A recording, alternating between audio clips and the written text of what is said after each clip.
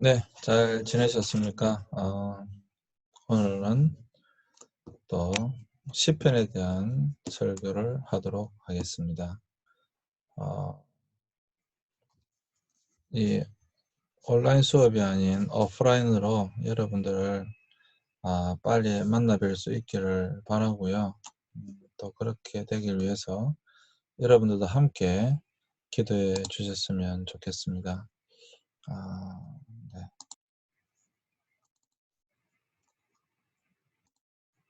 오늘은 왕을 위한 기도 함께 보도록 하겠습니다. 본문은 시편 72편 1절부터 20절까지 말씀입니다. 본문이 너무 길기 때문에 읽지 않겠습니다. 이 시를 솔로몬의 시라고 밝히고 있는데요.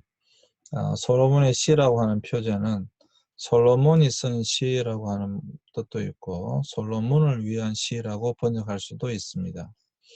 솔로몬을 축복하기 위해 다윗이 기도하면서 쓴 시다라고 일컬어집니다. 이것에 대한 신학적인 부분이 또 있습니다. 근데 여기서 신학적인 부분은 다르지 않겠습니다. 이 시는 시편 20편과 21편과 함께 왕의 취임식 때의 왕을 위한 기도로 사용되어져 왔습니다. 그래서 제왕시라고 불립니다. 첫 번째, 왕의 의로운 판단을 위한 기도. 이것은 1절부터 4절까지입니다. 하나님이여 주의 판단력을 왕에게 주시고 주의 공의를 왕의 아들에게 주소서. 그가 주의 백성을 의로 재판하고 주의 가난한 자를 공의로 재판하리니 산들이 백성에게 평화의 열매를 맺고 작은 산들도 의를 인해 평화의 열매를 맺을 것이라. 그가 백성의 가난한 자를 재판하고 궁핍한 자의 자손들을 구원하며 그가 압제자를 깨뜨릴 것입니다. 라고 되어져 있습니다. 여기서 왕에게 요구되어지는 것이 무엇인가 하면 바로 첫째로 하나님의 판단력, 미스파팀이라고 합니다. 근데 미스파팀은 재판, 판결하는 권한이나 또 이 일을 할 수 있는 판단력을 말합니다. 그러니까 왕에게 요구되어지는 것이 무엇인가? 그것은 바로 판단력입니다. 권한만 있어야 되는 것이 아니라 판단력도 중요한 것이죠. 또 둘째로는 뭐냐? 하나님의 바로 째다카입니다. 굉장히 이 째다카는 굉장히 중요한 사실 단어입니다. 의라고 하는 단어인데요. 째다카는 공평, 공의, 정의를 의미하는 말입니다.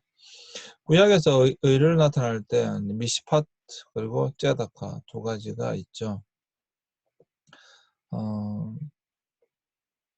권력이 있는 사람에게 요구되어지는 것이 무엇인가? 그것은 바로 째다카입니다. 미시파트와 째다카. 이 째다카의 공평과 공의와 정의는 왜 필요한가? 가난한 사람들을 위해서 필요한 것입니다. 하나님께서 우리에게 말씀하셨죠. 좀 적을까요? 설교라서 그렇긴 한데 좀 적어보겠습니다. 하나님께서 신약에도 계속 나옵니다.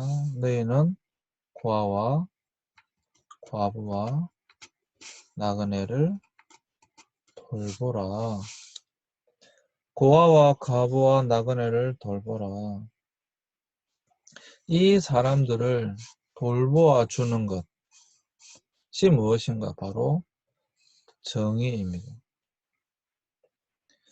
정의라고 하는 것은 부자들을 위해서 존재하는 것이 아니고요. 정의라고 하는 것은 힘 있는 사람들을 위해서 있는 것이 아니라 정말로 힘이 없는 사람들을 위해서 필요한 것입니다. 그래서 대표적으로 고아와 과부와 나그네, 이 가난한 사람들을 위하여 필요한 것입니다. 그래서 왕에게 필요한 것은 지도자에게 필요한 것은 무엇인가 하면 바로 이 판단력, 하나님의 일을 할 수 있는 판단력, 그리고 하나님의 의를 이룰 수 있는 그것이 필요하다라고 말씀하고 있습니다. 이게 말씀드렸죠. 왕을 세울 때 하는 기도문이에요. 그러니까 여러분, 지금 이제 국회의원 선거가 지난주에 있었죠. 그들에게도 필요한 것이 무엇인가? 하나님의 판단력과 하나님의 의입니다. 목사에게 필요한 것이 무엇인가? 하나님의 판단력과 하나님의 의입니다. 저와 여러분들에게도 이것이 필요합니다. 누구를 위해서요? 우리의 도움이 필요한 사람들을 위해서. 반드시 필요한 것입니다. 이것이 제대로 섰을 때 그 교회, 그 나라, 그 국가는 사실 올바르게 설 수가 있는 것이죠. 왜 여러분 유다가 멸망했습니까? 결국에는 하나님의 공의가 깨어졌기 때문에 그렇습니다. 째다카가 깨어졌기 때문에 그렇습니다. 미스파트가 깨어졌기 때문에 그래요. 여러분 예언서에 보면 그것이 계속해서 나오고 있습니다. 그것이 깨어졌다라고 하는 것은 하나님을 경외하지 않는다라고 하는 것이죠. 그래서 여러분 우리는 이 미시파트와 째다카 이것이 바로 왕에게 요구되어지는 것이다 라고 시편 기자는 이야기하고 있습니다.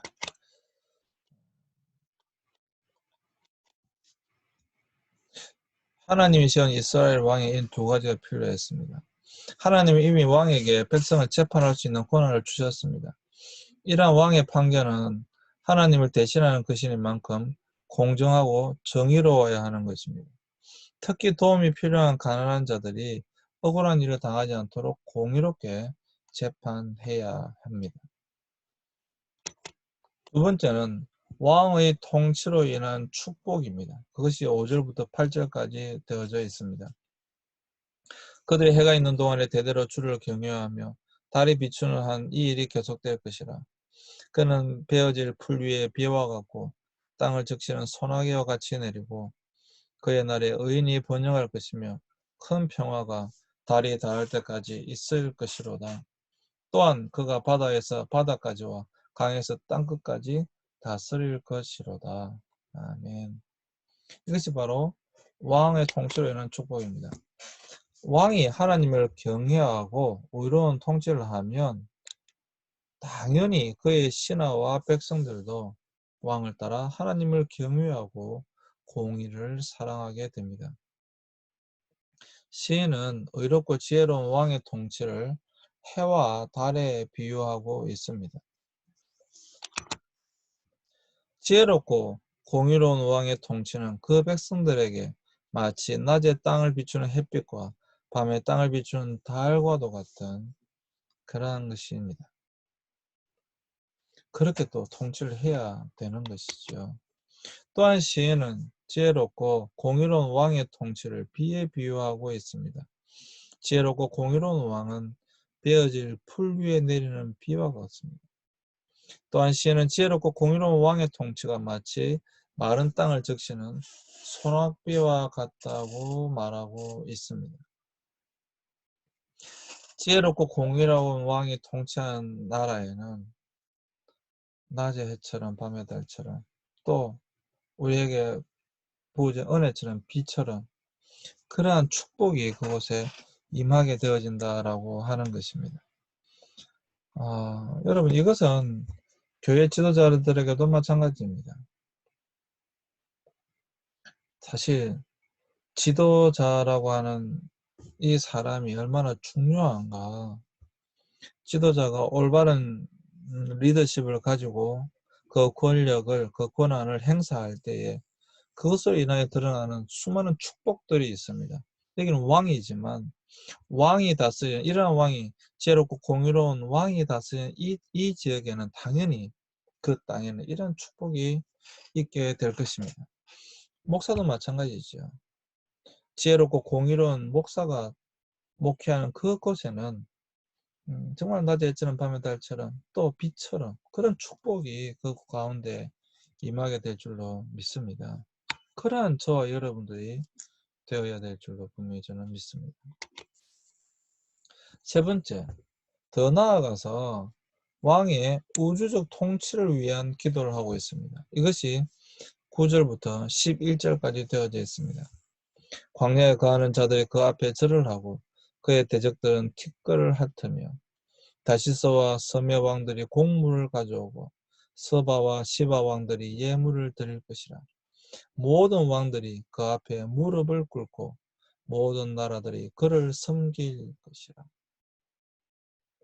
이제 이 왕은 단순히 그 나라를 넘어서서 그 주위에 있는 우주적 통치를 위한 그러한 것까지 더 확장되어지게 됩니다. 제가 앞에 신학적인 부분을 뺐지만 그냥 이 다윗이 솔로몬을 위해서 한 기도라고만 말씀을 드렸지만 여기서 말하고 있는 이 왕은 메시아이기도 합니다. 그래서 이 왕의 우주적 통치, 메시아의 우주적 통치를 위한 기도의 내용이 포함되어져 있는 것입니다. 구약에서 제가 말씀드렸죠. 구약의 선교에 있어서 굉장히 중요한 것은 무엇인가 하면 밖에서 이쪽으로 안쪽으로 들어오는 것입니다. 이걸 구약의 선교, 구십역 선교라고 합니다. 구십역 선교. 무슨 말이냐 하면 여기가 예루살렘인데 왕이 있는 곳이죠. 이곳으로 열왕이 주께로 돌아오는 것입니다. 이게 구약의 선교입니다. 여기도 그렇게 나와 있죠. 광야에 거하는 자들이 그 앞에 와서 절을 하는 겁니다. 그의 대적들은 티끌을 핥게 될 것입니다. 그 축복에 참여하지 못한다라고 하는 것이죠. 또한 다시서와 섬의 왕들이 곡물을 가져오게 될 것입니다. 심지어 서바와 시바 왕들이 예물을 드리게 될 것입니다. 또 더 나아가 모든 왕들이 그 앞에 무릎을 꿇고 모든 나라들이 그를 섬길 것이라. 이것이 바로 구약적 선교, 구약의 모습을 전형을 나타내고 있습니다. 광야에 가는 자들이 오고요. 다시서와 섬의 왕들이 찾아오고요. 서바와 시바 왕들이 오고요. 이제는 더 나아가 모든 왕들이 그 앞에 와 무릎을 꿇게 됩니다. 그리고 모든 나라들이 그 왕을 섬기게 된다. 이게 전형적인 이제 구약의 선교의 모습입니다. 그들이 꿈꿔왔던 구약의 선교의 모습입니다. 열방이 모든 나라가 모든 왕들이 이제 그들 와서 섬기에 절을 하게 될 것이다 라고 하는 것입니다. 1절 8절이 왕에 대한 기원이었다면 9절 이하에 나오는 것은 시인의 앞을 바라보며 왕에게 바라는 소망입니다. 이제 왕의 관계는 국내를 넘어서 해외로까지 확장되어집니다. 시인은 광야에 거하는 자들이 그 왕 앞에 절을 할 것이라고 말을 하고 있습니다. 또한 시인은 왕의 대적들이 티끌을 핥을 것이라고 말하고 있습니다. 왕을 대적하는 사람들은 먼지를 핥을 수밖에 없다고 말하고 있습니다. 결국 왕을 대적하는 자들은 얼굴을 땅에 대고 먼지를 핥으며 스스로 왕 앞에 엎드려 항복하게 될 것입니다. 이 티끌 핥는다는 표현이 그때 당시에 전쟁에서 지면은 이 얼굴을 땅에 이렇게 쳐박아야 되는 거니까 먼지를 핥을 수밖에 없는 거죠. 항복한다라고 하는 의미입니다. 그러니까 이 왕의 대적들은 항복할 수밖에 없다라고 하는 것을 나타내고 있는 것입니다. 왕의 통치는 다시서와 그 주변의 섬들까지 미치게 될 것입니다. 시인은 이들이 곡물을 왕에게 가져올 것이라고 말을 합니다. 또한 시인은 모든 왕들이 그 앞에 무릎을 꿇고 모든 나라가 그를 섬기게 될 것이라고 말을 합니다. 시인은 이 왕의 지혜롭고 선한 통치로 인해 결국 그의 영토가 전 세계로 확장될 것을 소망하고 있습니다. 솔로몬 때 이스라엘은 황금기로서 가장 넓은 영토를 차지하였습니다. 그러나 왕이 모든 왕과 모든 나라를 통치할 것이라고 하는 소망은 메시아인 그리스도를 통해서 이루어집니다. 그래서 사실 여러분 여기 보시면 다시스와 섬의 왕들이 곡물을 가져오고 서바와 시바 왕들이 예물을 드릴 것이라, 모든 왕들이 그 앞에 무릎 꿇고 모든 나라가 그를 섬길 것이라, 이 제목에 보면 솔로몬의 시라고 되어져 있습니다. 그래서 실제로 여러분 솔로몬이 쓴 시인가 아니면 다윗이 솔로몬을 위하여 쓴 시인가, 이것은 물론 신학적으로 논란이 있습니다. 그런데 우리는 다윗이 솔로몬을 위하여 쓴 시라고 일반적으로 그렇게 봅니다. 물론 반론도 있지만, 그랬을 때에 한번 보십시오. 저는 늘 정말 이런 부분을 볼 때마다 감동을 하는데요. 이 왕이 우주적 통치를 할 수 있도록 축복 기도를 합니다. 다윗이 이 시편을 썼다고 우리는 인정한다고 한다면 다윗이 솔로몬을 위해서 이렇게 기도합니다. 어떻게 됐습니까? 실제로 서바와 시바 왕들이 솔로몬에게 예물을 드리러 옵니다. 여러 거주에 있는 왕들이 솔로몬에게 와서 그의 지혜를 보기를 원합니다. 이루어졌다라고 하는 것이죠. 물론 솔로몬이 실수도 많이 하고 하나님의 범죄도 하였지만 다윗이 한 기도가 이루어진 것을 우리는 보게 되어집니다. 그래서 이 기도가 얼마나 중요한가. 그래서 여러분 이 시편은 왕이 등극할 때, 예배 때 이 대관식에 이 시편이 많이 사용되어졌습니다. 사실 가장 많이 사용되어졌습니다. 왜? 왕을 위한 기도문이 들어있기 때문에. 사실 모든 게 왕을 위한 기도문이지만 그러한 내용도 이루어지길 위해서 이 시편이 가장 많이 쓰여졌다라고 하는 것입니다. 그리고 네 번째, 이제 왕이 형통하게 될 이유에 대하여 12절 15절까지 말씀하고 있습니다. 이는 그가 애통하는 궁핍한 자를 건져주며 가난하고 도울 사람이 없는 이를 구원할 것임이라. 그는 가난한 자와 궁핍한 자를 긍휼히 여길 것이며 궁핍한 자의 생명을 구원할 것이로다. 그가 압제자와 폭력을 행사하는 자들로부터 그들의 영혼을 구하리니 그들의 피가 그의 눈에 귀중히 여김을 받을 것이라. 그가 살아있어 서바의 금을 줄이니 사람들이 그를 위해 기도하고 온종일 그를 위해 찬송 축복할 것이로다. 아까도 나왔었죠. 형통하게 된 이유가 무엇인가? 형통하게 된 이유는 아까 뭐라고 했어요? 미스파티와 째다카. 미스파트와 째다카. 그러니까 애통하고 궁핍한 자를 건져주었기 때문에, 가난하고 도울 사람이 없는 그런 사람을 구원해 주었기 때문에, 가난한 자, 궁핍한 자를 긍휼히 여겨 주었기 때문에, 궁핍한 자의 생명을 구원해 주었기 때문에, 압제자와 폭력 행사하는 자들로부터 그들의 영혼을 구해 주었기 때문에, 그래서 왕이 형통하게 되어질 것이다 라고 이야기를 하고 있는 것입니다. 왕이 형통하게 되는 이유가 아까 첨부 나왔던 것처럼 올바른 판단력, 그리고 하나님의 의, 그것이 있다고 한다면 그것으로 인하여 이런 놀라운 축복을 받게 될 것이다 라고 말씀하고 있습니다.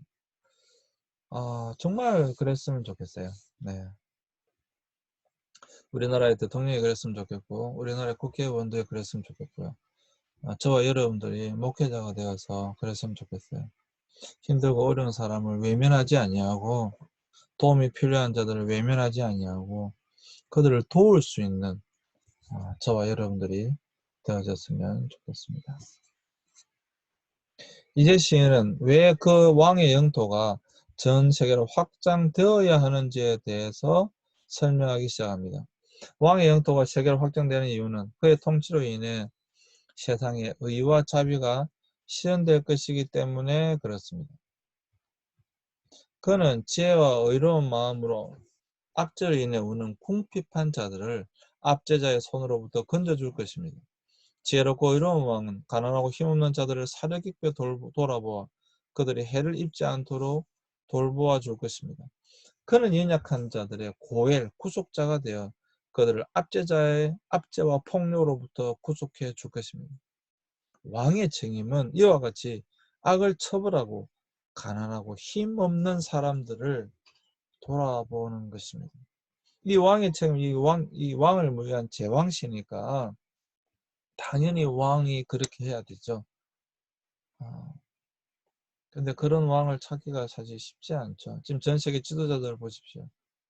정말로 그렇게 하고 있는 사람이 얼마나 되는지. 이 왕이라고 하는 건 목회자의 책임이라고 한번 생각해 봅시다.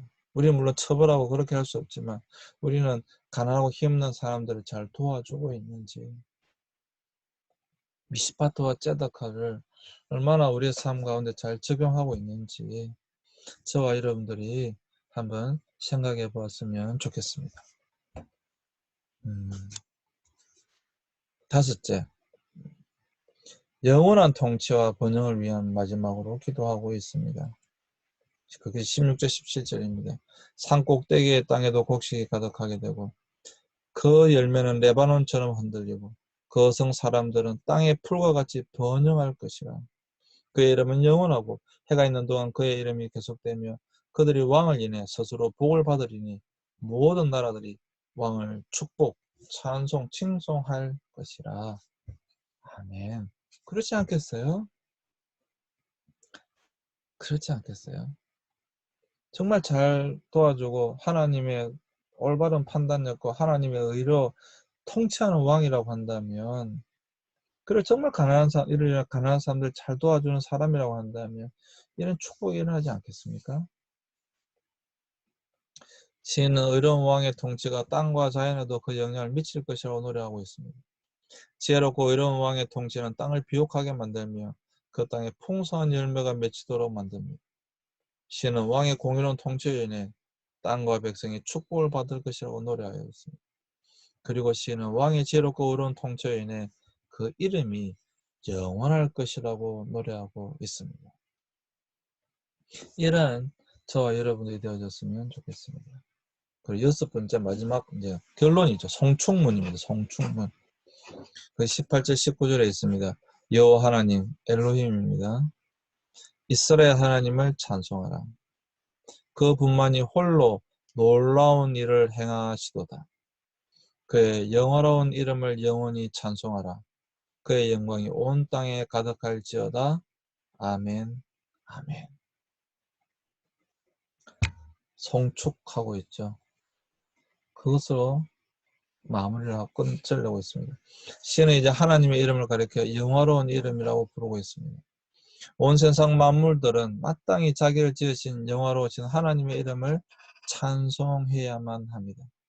그리고 이 시인은 다윗이라고 하는 이 다윗은 결코 그것을 잊지 않습니다. 잊어버리지 않습니다.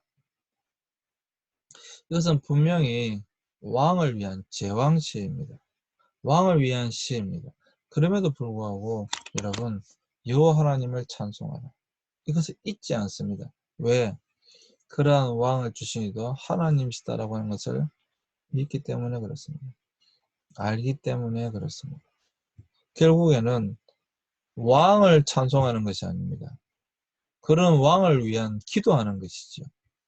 찬송할 이는 오직 하나님이시죠. 그래서 그 하나님을 찬송하라, 찬송하라, 찬송하라. 아멘, 아멘. 이렇게 막 끝을 내고 있습니다. 우리가 찬송할 이는 하나님이지 왕이 아니잖아요. 그렇습니다. 그래서 저와 여러분들이 뭐 남들에게 칭찬받는 그런 목회자가 되었다 할지라도, 아니 어떤 왕이나 대통령이나 있다 할지라도 그게 찬양받을 존재는 아니죠. 다 기도해야 될 존재들입니다. 그러나 하나님은 홀로 찬양받으실 분이십니다. 그래서 그의 영원한 이름을 영원히 찬양할 수 있는 저와 여러분들이 되어졌으면 좋겠습니다. 이 시간 잠시 이제 쉬었다가 다음 시간에 설교 마무리하도록 하겠습니다. 잠시 쉬겠습니다.